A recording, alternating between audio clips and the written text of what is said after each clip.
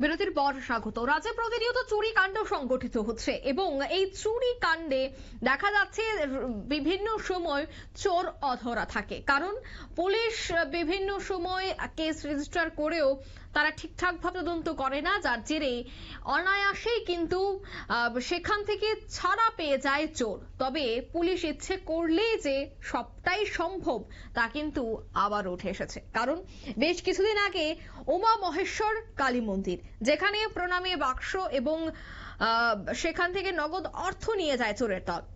এছাড়া ভুজং চৌমুনি এলাকার কথা যদি বলতে হয়, এই ভুজং চৌমুনির একটি দোকান থেকে 2টি সিলিন্ডার গ্যাস চুরি করে নিয়ে গেছিল চোরের দল।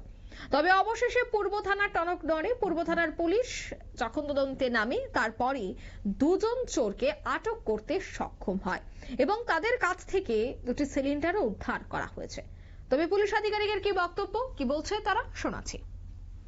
গত পরশুদিন রাত্রিবেলা সুমন দেববর্মা, ওনার বাড়ি নর্থ বনমালীপুর, বয়েজ বেসিক স্কুলের পাশে ওনার দোকান আছে। ওই দোকানে একটি চুরি হয়। চুরি হওয়ার পর ওনার দোকান থেকে গ্যাস সিলিন্ডার এবং এগুলি চুরি করে নিয়ে যায়। পরবর্তী সময়ে আরেকটি ঘটনা হয়, আনন্দময়ীমা কালী মন্দিরের যে প্রণামী বাক্স আছে, ওটা থেকে প্রণামী বাক্স ভেঙে টাকা নিয়ে যায়, প্রণামীর টাকা নিয়ে যায়। তো এই ঘটনাগুলির উপর একটা স্পেসিফিক কেস হয়।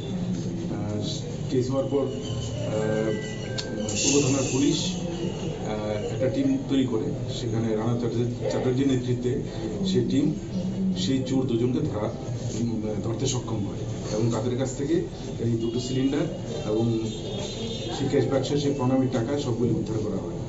এবং এই 2জন চোর, যাদের নাম হচ্ছে সুকেল ঋষি দাস এবং বলরাম দাস, ওরা বিভিন্ন সময় বিভিন্ন ঘটনায় ওদেরকে আমরা পেয়েছি এবং এরা ভেটান চোর, এদেরকে আমরা খুঁজছিলাম।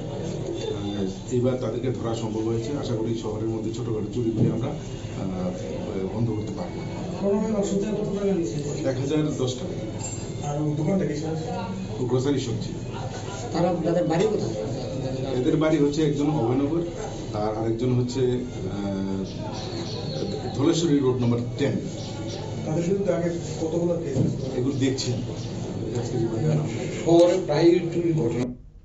আপনারা শুনলেন পুলিশ আধিকারিকের বক্তব্য। গ্রেফতার করা হয়েছে 2জনকে। পূর্ব থানার পুলিশ তাদের গ্রেফতার করে এবং তাদের বিরুদ্ধে আরো বেশ কিছু অভিযোগ রয়েছে যে তারা বহুদিন যাবত এই চুরি কাণ্ডের সাথে যুক্ত।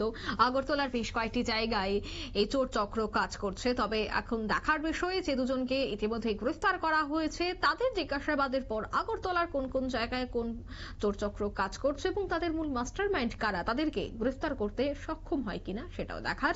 নিয়ে নিচ্ছে মুহূর্তে ছোট্ট একটি বিজ্ঞাপন বিরতি।